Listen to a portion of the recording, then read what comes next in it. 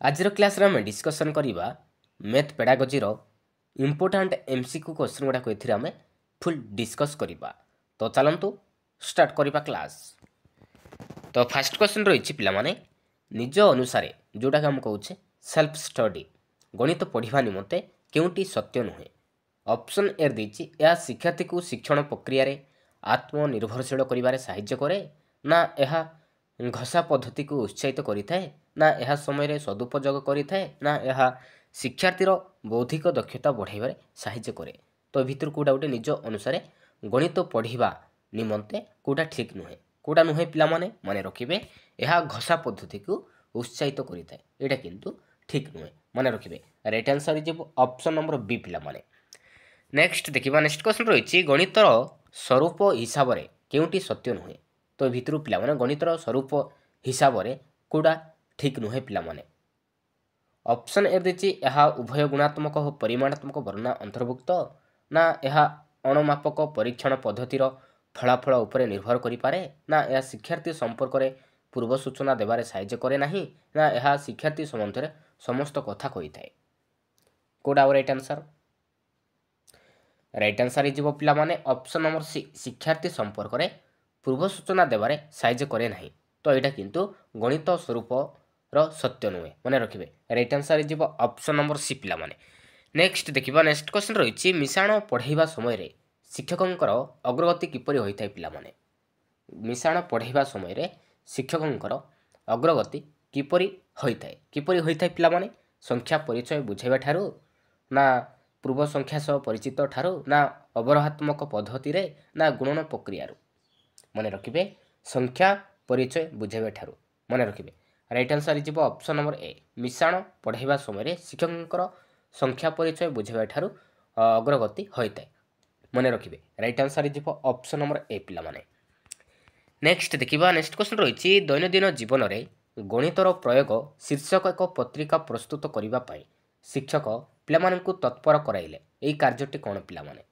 शिक्षार्थी मानकु गाणितिक धारणा और यार व्यवहार सह संपृक्त करिबारे साहाय्य करिवो एवं सेमानकर ज्ञान और विचारधारा को अन्यमानक मध्य बांटी पारिबे ना शिक्षार्थी मानकर गाणितिक धारणा संबंधी बोधगम्यता को परीक्षा करिथाए ना शिक्षार्थी को निजर ज्ञान और विचारधारा को बांटिबारे साहाय्य करिथाए ना शिक्षार्थी को गणित बुझिबारे साहाय्य करिथाए। कोडा राइट आंसर भितर पिला माने। Right answer is option number ए शिक्षार्थी मानकु गाणितिक धारणा और यार व्यवहार सह संपृक्त करिबारे साहाय्य करिवो एवं सेमानकर ज्ञान और विचारधारा को अन्यमानक मध्य बांटी पारिबे मन रखिए। Right answer is option number A. Next देखिबा नेक्स्ट क्वेश्चन रही आसन रुमाल हाथ बैग इत्यादि प्रस्तुत करिबारे गणित शिक्षार केउं स्वरूप व्यवहृत होइते पिला माने। आसन रुमाल हाथ बैग इत्यादि प्रस्तुत करिबारे गणित शिक्षार केउं स्वरूप व्यवहृत होइते निर्दिष्टता ना संक्षिप्तता ना संरचना ना उपरोक्त समस्त हम कौटा राइट आंसर मन रखिए। राइट आंसर इज पिला माने ऑप्शन नंबर सी संरचना मन रखिए संरचना स्वरूप व्यवहृत होता है। Right answer is option number C पिला माने। नेक्स्ट देखिबा कौनसी समस्या समाधान केतोटी पंथा थिबा संभव पिला माने। कौनसी समस्या समाधान केतोटी पंथा थिबा संभव गोटे ना दुईटी ना असंख्य ना आदौ नथिबो पिला माने मन रखिए असंख्य थिबो पिला माने। कौनसी समस्या समाधान करिया पयले तो असंख्य पंथा थिबा संभव मन रखिए। Right answer is option number C. Next देखिबा नेक्स्ट क्वेश्चन रही खाली घरे ठीक चित्र कर। तो यहाँ गोटे यही प्रश्नटी गणितर केउं स्वरूप को परीक्षण करुच्ची पिला माने केउं स्वरूप को परीक्षण करुच्ची खाली घरे ठीक चित्र कर निर्दिष्टता ना संक्षिप्तता ना निर्दिष्ट कर्म ना संरचना पिला माने यहाँ इज पिला माने संरचना मन रखिए संरचना स्वरूप को परीक्षण करुच्ची मन रखिए। Right answer is option number D. Next देखिबा नेक्स्ट क्वेश्चन रही संक्षिप्तता होची बुद्धि और धीशक्तिर आत्मा यही उक्तिटी कहार पिला माने।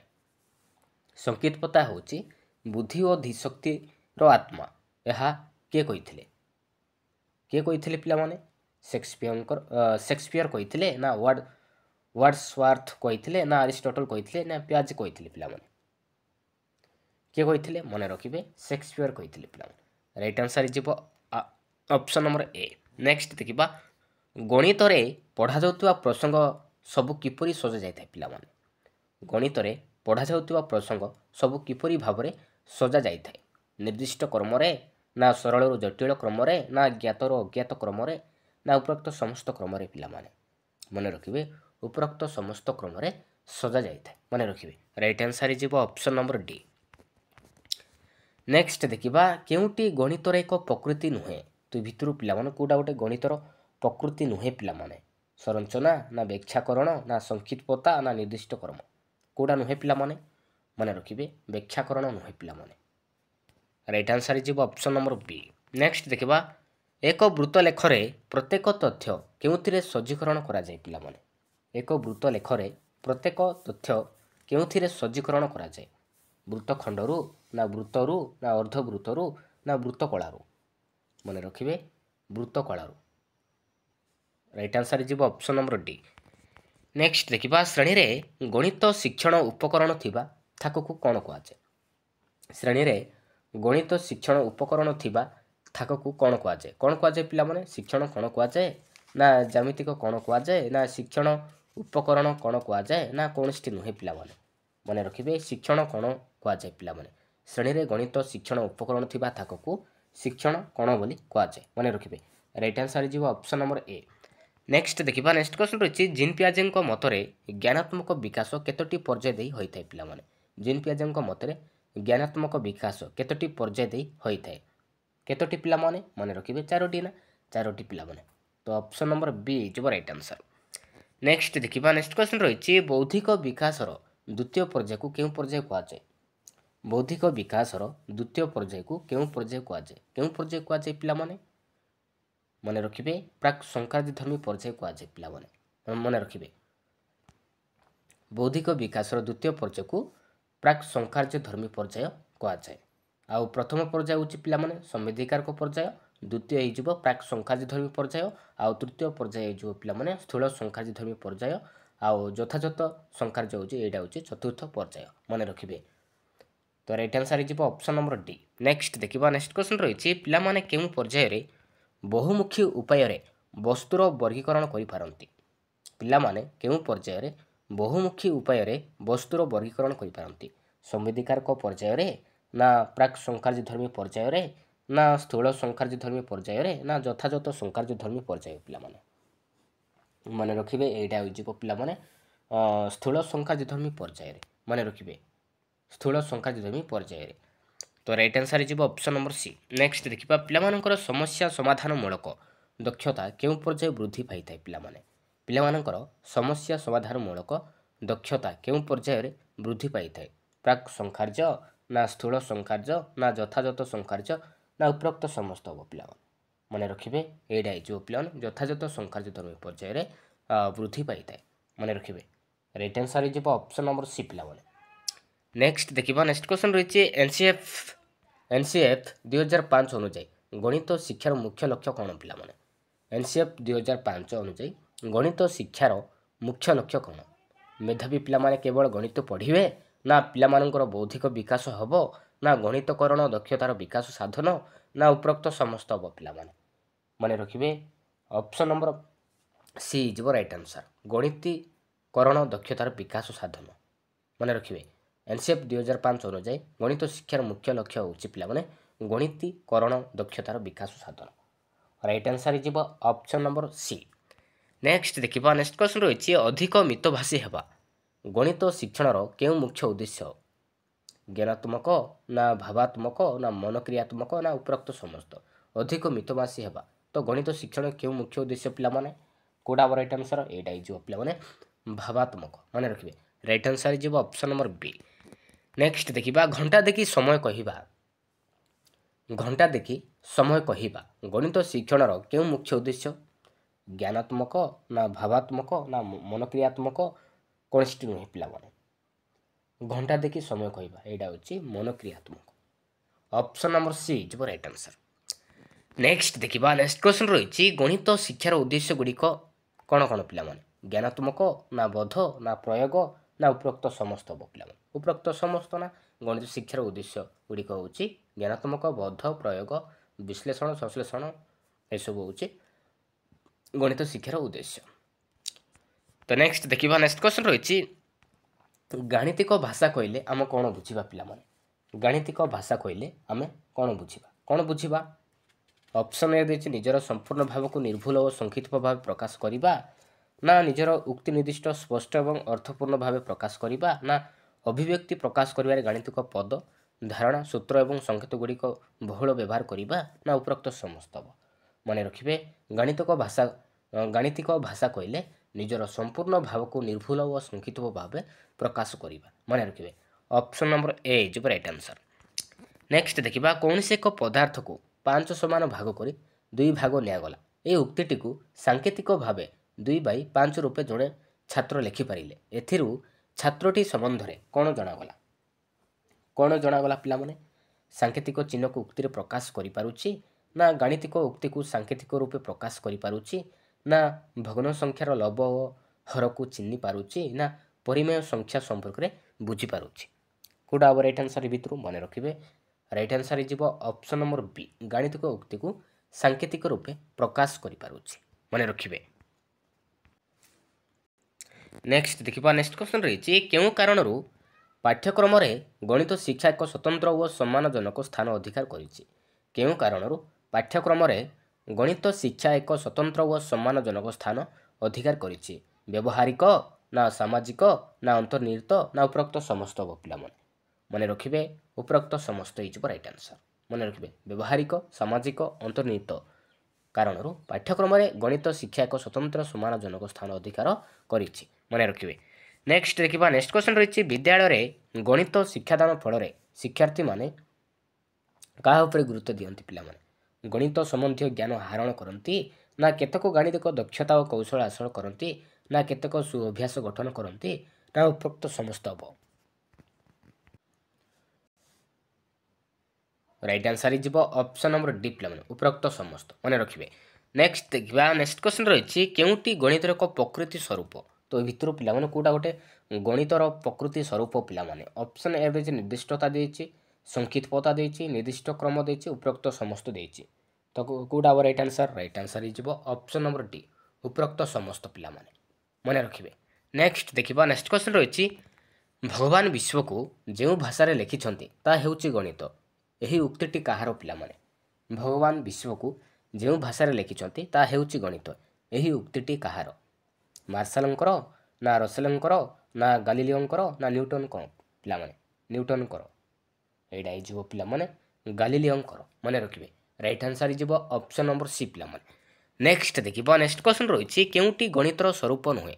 ତ ଏ ଭିତରୁ ପିଲାମାନେ କେଉଁଟା ଗୋଟେ ଗଣିତର ସ୍ୱରୂପ ନୁହେଁ ପିଲାମାନେ? କେଉଁଟା ନୁହେଁ? ମନେ ରଖିବେ, ବ୍ୟାଖ୍ୟାକରଣ ନୁହେଁ ପିଲାମାନେ, ବ୍ୟାଖ୍ୟାକରଣ ନୁହେଁ। ନେକ୍ସଟ ଦେଖିବା, ନେକ୍ସଟ କ୍ୱେଶ୍ଚନ୍ ରହିଛି, ଗଣିତରେ ପଢ଼ାଯାଉଥିବା ପ୍ରସଙ୍ଗକୁ କିପରି ଭାବରେ ସଜା ଯାଇଥାଏ ପିଲାମାନେ? କିପରି ଭାବରେ ସଜା ଯାଇଥାଏ? ନିର୍ଦ୍ଦିଷ୍ଟ କ୍ରମରେ, ନା ସରଳରୁ ଜଟିଳ, ନା ଜ୍ଞାତରୁ ଅଜ୍ଞାତ, ନା ଉପରୋକ୍ତ ସମସ୍ତ ପିଲାମାନେ? ମନେ ରଖିବେ, ଉପରୋକ୍ତ ସମସ୍ତ ହେଇଯିବ। ନିର୍ଦ୍ଦିଷ୍ଟ କ୍ରମରେ, ସରଳରୁ ଜଟିଳରୁ, ଜ୍ଞାତରୁ ଅଜ୍ଞାତରୁ ସଜା ଯାଇଥାଏ। ନେକ୍ସଟ ଦେଖିବା, ନେକ୍ସଟ କ୍ୱେଶ୍ଚନ୍ ରହିଛି, ବିଜ୍ଞାନ ଜଗତର ରାଣୀ। ବିଜ୍ଞାନ ଜଗତର ରାଣୀ ବୋଲି କାହାକୁ କୁହାଯାଏ ପିଲାମାନେ? ବିଜ୍ଞାନ ଜଗତର ରାଣୀ ବୋଲି କାହାକୁ କୁହାଯାଏ? କାହାକୁ କୁହାଯାଏ ପିଲାମାନେ? ମନେ ରଖିବେ, ଗଣିତକୁ କୁହାଯାଏ ପିଲାମାନେ। ବିଜ୍ଞାନ ଜଗତ ରାଣୀ ବୋଲି କୁହାଯାଏ ଗଣିତକୁ। ରାଇଟ୍ ଆନ୍ସର୍ ହେଇଯିବ ଅପସନ୍ ନମ୍ବର ସି। ନେକ୍ସଟ ଦେଖିବା, ନେକ୍ସଟ କ୍ୱେଶ୍ଚନ୍ ରହିଛି, ସଂକ୍ଷିପ୍ତତା ହେଉଛି ବୁଦ୍ଧି ଓ ଧୀଶକ୍ତି ଆତ୍ମା। ଏହି ଉକ୍ତିଟି କାହାର ପିଲାମାନେ? କାହାର ପିଲାମାନେ?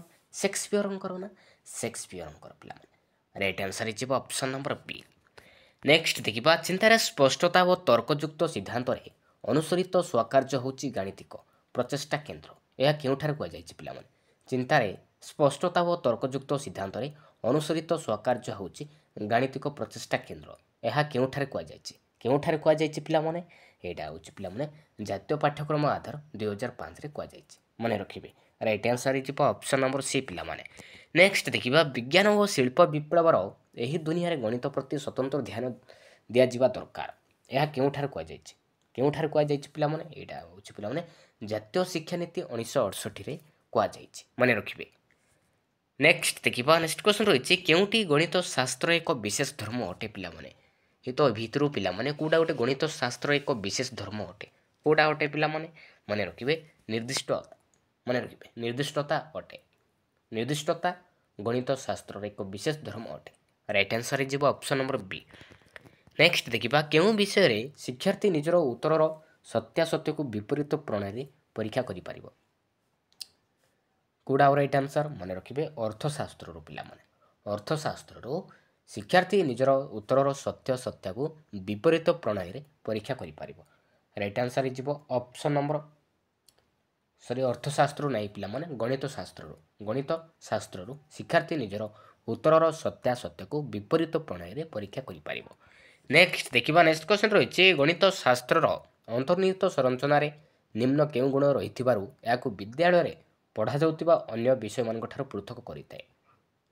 युक्तिसंगत ना अमृत सम्बन्धी ना संक्षिप्तता ना उपरोक्त समस्त हबो।